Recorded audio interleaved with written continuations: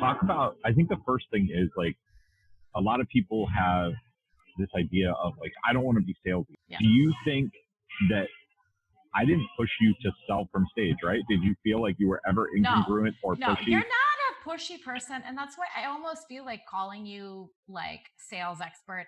I mean, that is true. But I really feel like what you did, I think I told you this. I just feel like you made it persuasive.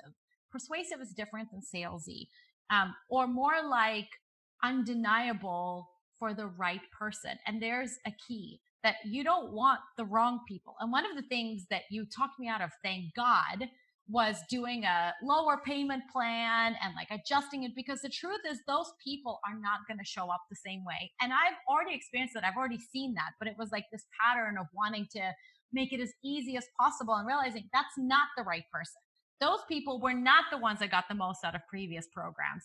And to have some stronger boundaries so that the right people really had a chance. It's like if I just focused on what I was truly wanting to accomplish and finding the clarity for who I wanted to work with, then I could really serve those people at a much higher level, which is exactly what's happening now.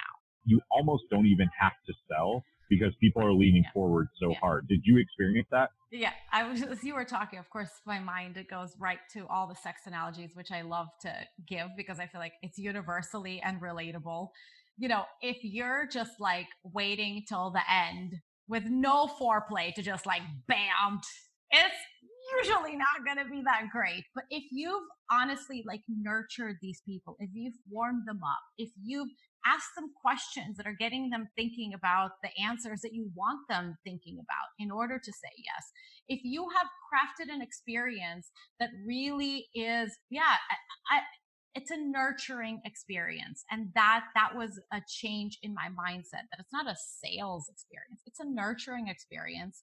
And so by the end, they were the ones asking me, I want to hear about this. Like, how can I learn more? And so it was a very different experience. It felt co-creative. It felt honoring of each participant.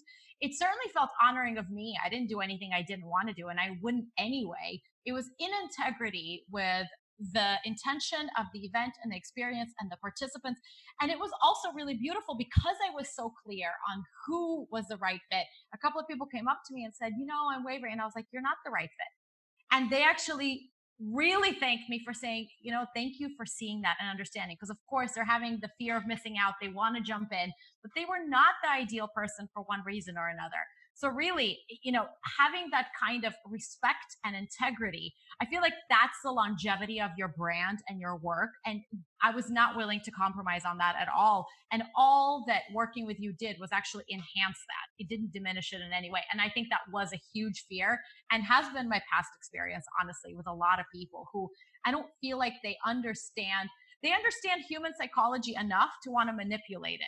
Manipulation is different than evolution. I felt like I wanted to evolve their mindset, not manipulate them into doing something.